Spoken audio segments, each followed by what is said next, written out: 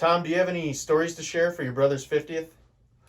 Oh, John Tarpey, my little brother, the Danny DeVito to my Arnold Schwarzenegger.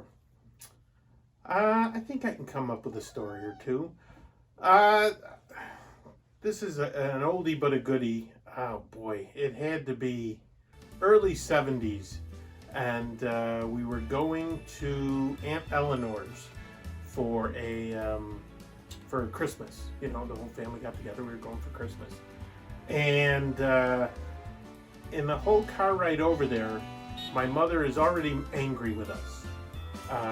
She's yelling at us over the seat, saying that my cousin Donnie had surgery on his gluteus maximus, his rear end. And she told us, whatever you do, don't touch Donnie's butt. Stay away from Donnie's butt. As a matter of fact, just completely stay away from Donnie. And she was mad at us already. So we promise her and everything's fine. And now this is the way I remember it. Did it actually happen this way or not? I'm not 100% sure. But how I remember it is, so we get to Aunt Eleanor's, we walk in the front door, and John immediately kicks Donnie in the ass. And he's just for the count. My mother is livid. Aunt Eleanor, I believe, had a few choice words about John. And eventually, I assumed that all healed and everything was fine. But that was a weird Christmas. That was a weird Christmas. Do you have any other ones? Let me think.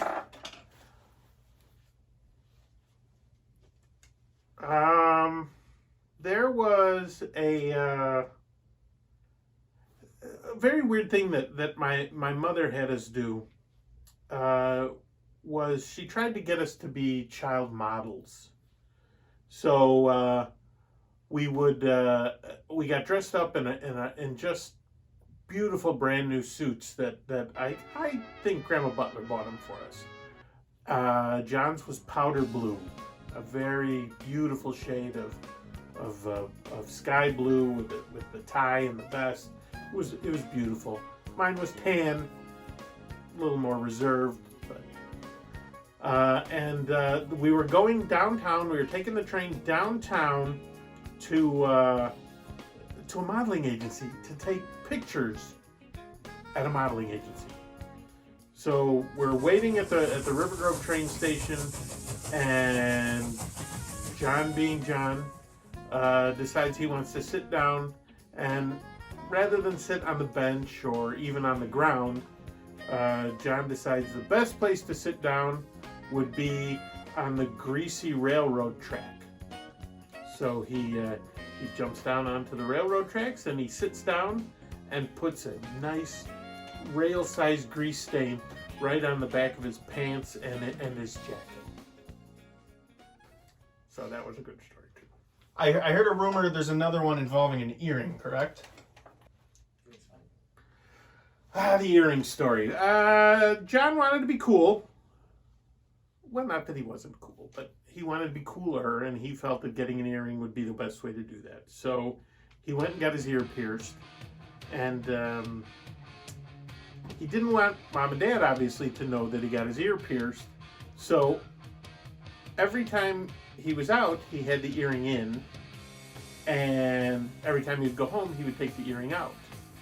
But, you know, as a lot of people know, that once you get an earring put in, you have to leave it in, or else as you take it out, the hole closes. So he would take it out, and then every day when he'd go out and Mom and Dad weren't home, he'd basically be re-piercing his ear with the earring every time he went out. To the point where I believe it got infected pretty bad, and it was pretty nasty looking, if I recall correctly. And then I believe one day, you know, I don't know if it hurt too bad or if he just forgot and he left it in. And Mom came home and ripped it right out of his ear.